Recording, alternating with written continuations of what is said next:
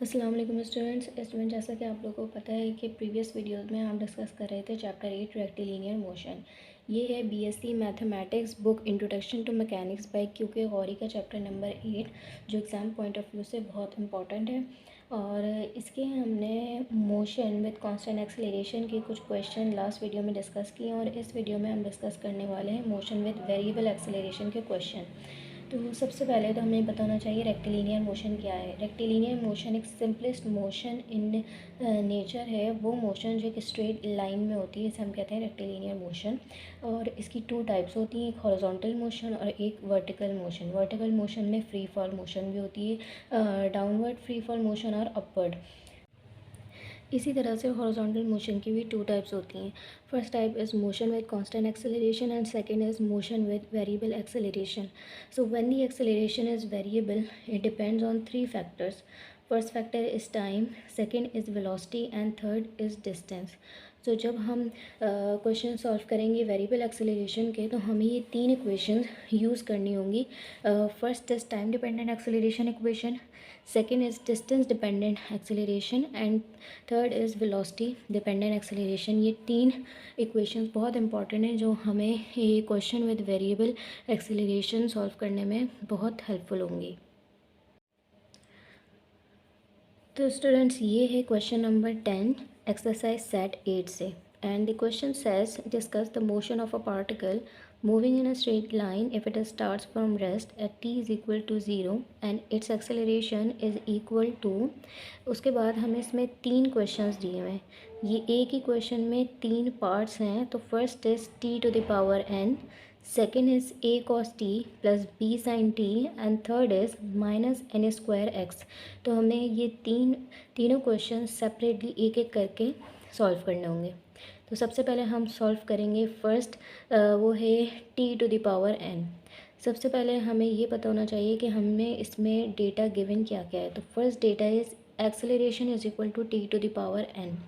Now we know that this acceleration is variable in terms of time, so this acceleration is a time dependent acceleration, and we know from the previous discussion that time dependent acceleration is equal to delta v upon delta t. Now we have these two equations. The first equation is a is equal to t to the power n, and second equation is acceleration in terms of time is equal to delta v upon delta t. To solve this question, we have to compare these two equations. Now this delta v upon delta t is equal to t to the power n, and to get the value of delta v, we would multiply this delta t to this t to the power n. Now we have delta v is equal to t to the power n and delta t. इस equation को अब हमें integrate करना है. तो इसे integrate करने के लिए हमें इस पर लिमिट्स अप्लाई करनी पड़ेंगी, and the limits are from v to 0. Means that the limits of delta v is 0 to v, means that the initial velocity is 0 and the final velocity is v. Similarly यहाँ पे time की limits apply करनी पड़ेंगी. Similarly initial time is 0 and final time is t.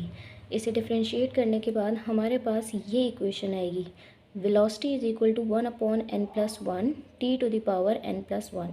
ये है third equation और ये हमारा आंसर है velocity. So this is the motion of a particle, this is the velocity of a particle which is moving in a straight line. Similarly अब हमें discuss करना है इसका डिस्टेंस. तो हम कंसीडर करेंगे let x be the distance traveled by the particle in time t. तो जैसे भी हमने वेलोसिटी फाइंड आउट की है, इसीलिए अब हमें डिस्टेंस फाइंड आउट करने के लिए पता होना चाहिए कि वेलोसिटी बराबर है delta x upon delta t. Means that velocity is displacement per unit time. Now we have to compare equation number 3 and 4. वो वेलोसिटी की इक्वेशन जो अभी हमने फाइंड आउट की थी वो थी ये, और ये वेलोसिटी की इक्वेशन जो हमें एक जनरल इंफॉर्मेशन से पता है. तो इन दोनों इक्वेशन को हमने कंपेयर करना है और इसी तरह से हमारे पास आ जाएगा डेल्टा एक्स. तो डेल्टा एक्स को और इस पूरी इक्वेशन को हमें इंटीग्रेट करना है लिमिट्स लगाने के बाद. इसकी लिमिट्स भी सेम है, 0 to x means that initial distance is 0 and final distance is x. इसे डिफ्रेंशिएट करने के बाद हमारे पास डिस्टेंस के लिए एक इक्वेशन इक्वेशन आ जाएगी, यही हमारा आंसर है। तो फर्स्ट आंसर हमने फाइंड आउट किया वेलोसिटी के लिए और सेकंड आंसर हमने फाइंड आउट किया डिस्टेंस के लिए। तो ये हमने इसका फर्स्ट पार्ट सॉल्व कर लिया। अब हम सॉल्व करेंगे इसका सेकेंड पार्ट।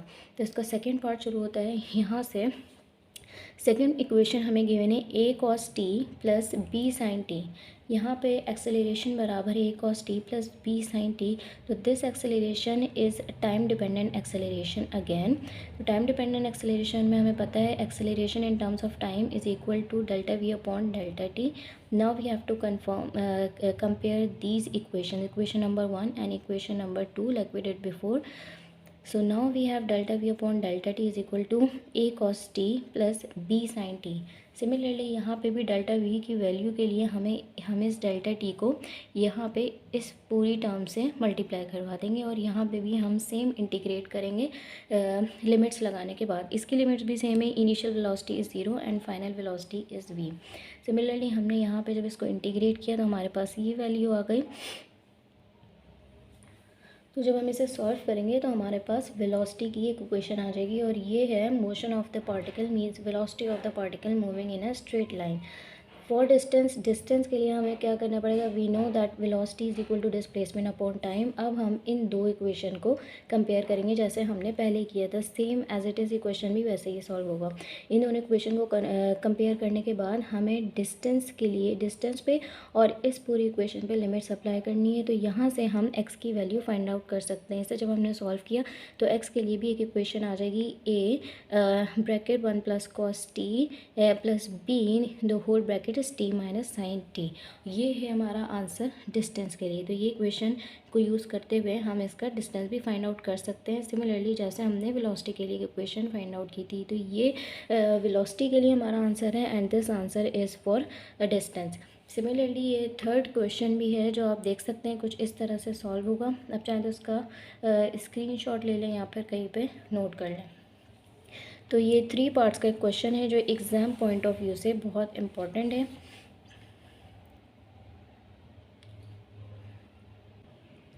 ये है हमारे पास क्वेश्चन नंबर 11 एक्सरसाइज सेट 8 से। और ये क्वेश्चन है, a particle starts with velocity u and moves in a straight line if it suffers a retardation equal to square of the velocity, find the distance travelled by the particle in a time t। So हमारा question ये कहता है कि एक particle है जिसने movement start की, velocity start की और उसकी इनिशियल वेलोसिटी है u। ये पार्टिकल एक स्ट्रेट लाइन में मूव कर रहा है लेकिन इसकी वेलोसिटी कम हो रही है, तो इसमें है रिटार्डेशन। रिटार्डेशन भी एक्सेलरेशन होता है, ये एक्सेलरेशन नेगेटिव में, इसलिए हम इसे कहते हैं रिटार्डेशन। तो इसके जो एक्सेलरेशन है वो बराबर है स्क्वायर ऑफ वेलोसिटी के। अब ये क्योंकि रिटार्डेशन है तो ये वेलोसिटी हम कंसीडर करेंगे माइनस में। यहाँ पे हमसे कहा गया है we have to find the distance travelled by the particle. इस पार्टिकल ने जो डिस्टेंस ट्रैवल किया है इस टाइम पीरियड टी में, वो हमें फाइंड आउट करना है। Now we know that we have the retardation means that negative acceleration.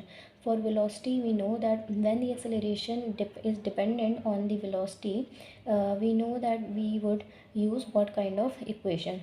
So first here we have let v be the velocity of the particle at time t. Now we have this acceleration or retardation which is minus v square. We would consider this equation number 1. When the acceleration is velocity dependent, we know that acceleration is equal to delta v upon delta t. This is equation number 2. Now to get the value of velocity, we would compare these two equations. So by comparing these two equations, we have this delta v upon delta t is equal to minus v square. And to get the value of delta t, we would differentiate it like this. Now to differentiate this we have to apply limits, and we would apply limits like the initial velocity will be u. Here this is the initial velocity and this is the final velocity v. Similarly for time, the initial time is 0 and the final time is t. So by applying the rules of integration, we get this equation for velocity, which is v is equals to u upon 1 plus ut. This is equation number 3, or we can say this is the velocity of the particle which starts as motion with initial velocity u and suffers a retardation minus v square. Now to get the distance, we would consider let x be the distance traveled by the particle at time t. So we know that the velocity is the displacement per unit time. So this is our equation number 4. और हम इसे compare करने वाले equation number 3 से जो velocity हमने find out की थी u upon 1 plus you T. So these two equations, इन दोनों को हम करने वाले हैं कंपेयर, और इसे कंपेयर करके हमें डी एक्स की वैल्यू फाइंड आउट करनी है, एक्स की वैल्यू डिस्टेंस की. सिमिलरली इस पे भी हम अप्लाई करेंगे लिमिट्स, इनिशियल लिमिट और फाइनल लिमिट, और इंटीग्रेशन करने के बाद इसके लिए हमारे पास एक आंसर आएगा x is equals to log in bracket 1 plus you t. ये हमारा आंसर है. So this is the distance travelled by the particle in a time t. This means ये है question number 12 from exercise set 8, and the question says discuss the motion of a particle which is moving in a straight line if it starts from rest at a distance a from a point O and moves with an acceleration equal to mu times its distance from O. So now we have this information that the initial distance is a and the final distance is x. Similarly, the initial velocity is 0 because the particle starts its motion from rest, and the final velocity is v. Hence, to find the velocity and distance of the particle, let's consider that x be the distance of the particle at time t from O. अब हमें पता चलिए कि acceleration बराबर है mu times x के. Now this acceleration is dependent on distance. Now we know that acceleration is distance dependent. तो हमें पता है कि हम कौन सी इक्वेशन यूज़ करने वाले हैं. तो डिस्टेंस डिपेंडेंट एक्सेलरेशन के लिए हम यूज़ करेंगे ये equation, acceleration is equal to v delta v upon delta x.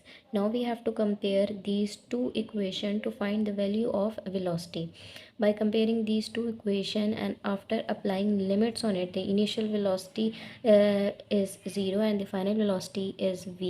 Similarly, the initial distance is a and the final distance is x. And by applying the rules of integration, यहाँ पे हमने integration के rules apply किए और इस तरह से हमारे पास एक इक्वेशन आ गई है वेलोसिटी की. Velocity is equals to under root mu bracket x square minus A square. So this is the velocity of the particle which is moving in a straight line from the initial distance a to the final distance x. Now to find out the value of distance, we know that velocity is equal to delta x upon delta t. Velocity is displacement upon time. हमारे पास अब ये दो equation है. This is the equation for velocity and this is the general equation of velocity और it's general formula. अब हमें इन दोनों equation को कंपेयर करना है जैसे हमने पहले डिस्कस किया था एक्सेलरेशन के लिए. तो यहाँ पे हमारे पास आ गया delta x upon delta t is equal to under root mu bracket x square minus A square. So d x upon d t is equal to under root mu. यहाँ पे हमने इन दोनों को सेपरेट करके लिख लिया. ठीक है, अब हम क्या करेंगे, this x under root x square minus A square को हम डेल्टा एक्स के साथ भेजेंगे. सो ये हो जाएगा delta x upon under root x square minus ए स्क्वायर, और ये कांस्टेंट अंडर रूट म्यू रहेगा डेल्टा टी के साथ. यहाँ पे अब हमने करनी है लिमिट सप्लाई. लिमिट सप्लाई हम उसी तरह से करेंगे जिस तरह से हम कर रहे थे. इनिशियल डिस्टेंस वॉज है ए, तो ये हो गई इनिशियल डिस्टेंस और ये हो गया फाइनल डिस्टेंस. सिमिलरली यहाँ पे टाइम के लिए भी हमने इनिशियल टाइम की लिमिट डाली और ये है फाइनल टाइम की लिमिट. तो यहाँ पे ये एक फॉर्मूला है, ये जो है D x upon under root x square minus ए स्क्वायर, ये बराबर होता है cos H inverse X upon A के, और ये आ गई इसकी लिमिट. तो ये पूरा बराबर एक फार्मूले की जो है इसका फार्मूला. ठीक है, तो ये फार्मूला हमने इस तरह से ओपन किया है, cos H inverse X upon A minus cos H inverse A upon A. तो इस चीज़ को सॉल्व करने के बाद सबसे पहले ये दो चीज़ें नोट कर लें. कॉस एच इनवर्स 1 बराबर होता है 0 के, और कॉस इनवर्स 1 भी बराबर होता है 0 के. तो यहाँ पे हम जब इसको सॉल्व करेंगे तो हमारे पास ये इक्वेशन आएगी X upon A cos H under root mu upon D. हमें चाहिए वैल्यू एक्स की, तो एक्स की वैल्यू के लिए हम इस ए को इस पूरी टर्म से मल्टीप्लाई कर देंगे और इस तरह से हमारे पास आ जाएगी एक्स के लिए एक इक्वेशन. तो हमने इसकी वेलोसिटी भी फाइंड आउट कर ली और इसकी डिस्टेंस भी. तो ये दो इक्वेशन ही हमारा आंसर है. This question number 13, and the question says a particle moving in a straight line starts with a velocity u and has acceleration v cube, where v is the velocity of the particle at time t. Find the velocity and the time as functions of the distance traveled by the particle. Now we are given कि एक particle है जो straight line में move कर रहा है. Because it is a rectilinear motion, so of course particle would move in a straight line. उस particle की initial velocity u है और उसका acceleration है v cube. v है particle की velocity एक specific time t पे. हमें उस particle की velocity find out करनी है और time find out करना है as function of the distance. Now we are given this acceleration, that acceleration is equal to v cube. Okay, so this is the velocity cube. This is equation number 1. Now we know that to find the velocity we need to use the equation of acceleration, that is velocity dependent. तो velocity dependent acceleration equation ये है जो हमने अभी discuss की. acceleration is equals to velocity delta v upon delta x. This is equation number 1 and this is equation number 2. इन दोनों equations को हमने करना है compare to find the value of velocity. इन दोनों इक्वेशंस को कंपेयर हमने इस तरह से करना है. V cube is equals to v delta v upon delta x. ये v इस v क्यूब से कैंसिल हो जाएगा और हमारे पास यहाँ पे v स्क्वायर रिमेनिंग बचेगा. V square is equal to d v upon d x.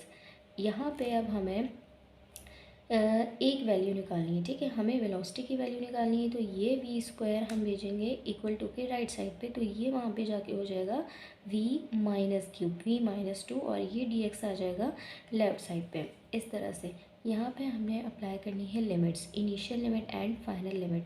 तो डिस्टेंस की इनिशियल लिमिट थी 0 and final limit was x. Similarly velocity की इनिशियल लिमिट थी, मीन्स की इनिशियल वेलोसिटी थी u and final velocity was v. यहाँ पे हमने इंटीग्रेशन के रूल्स अप्लाई करें हैं. Derivative integration of the constant value is x. तो यहाँ पे हमारे पास रिमेनिंग है x और ये initial limit and final limit. Similarly यहाँ पे हमने इंटीग्रेशन के रूल्स अप्लाई किए हैं. तो हमारे पास कुछ इस तरह से आ जाएगा minus square plus 1 and minus square plus 1 in the denominator as well. तो यहाँ पे लिमिट्स अप्लाई कर दी हमने. लिमिट्स अप्लाई करने के बाद इसे मज़ीद सिंप्लीफाई करने के बाद हमारे पास कुछ इस तरह से वैल्यू आई है. X is equals to minus 1 upon v plus 1 upon u. यहाँ पे हमने क्या करना है, यहाँ पे हमने वैल्यू सेपरेट कर ली है. वेलोसिटी की पूरी टर्म हमने सेपरेट करके इसको पॉजिटिव कर दिया लेफ्ट साइड पे भेज के, और यहाँ पे हम इस एक्स को राइट साइड पे लाएंगे. तो हो गया है माइनस का x 1 upon you minus x कुछ इस तरह से. तो यहाँ पे हमने लिया है LCM 1 upon V is equal to 1 minus U X और X U divided by U. तो इस तरह से हमारे पास वेलोसिटी के लिए एक इक्वेशन आ गई है which is v is equal to u upon 1 minus x u. तो वो acceleration when acceleration was equal to v cube, हमें वेलोसिटी के लिए इक्वेशन मिल गई है. अब हम फाइंड आउट करेंगे टाइम.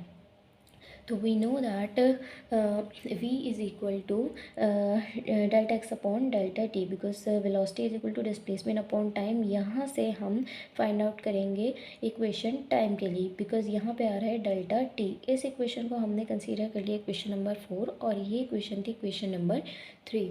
तो अब टाइम फाइंड आउट करने के लिए हम इस इक्वेशन नंबर 3 और इक्वेशन नंबर 4 को करेंगे कंपेयर. इक्वेशन नंबर 3 और इक्वेशन नंबर 4 को हमने कुछ इस तरह से कंपेयर किया है. Delta x upon delta t is equal to u minus 1 upon x u. हमें फाइंड आउट करनी है डी टी की वैल्यू. तो यू डी टी यहाँ डिनोमिनेटर में इसे हमने राइट साइड पे भेजा है. तो ये हो जाएगा यहाँ मल्टीप्लाई में, और ये यू क्योंकि यहाँ पे ये था मल्टीप्लिकेशन में लेफ़्ट साइड पे आके हो जाएगा डिवीज़न में, और ये डिवीज़न से हमारे पास चले जाएगा मल्टीप्लिकेशन में.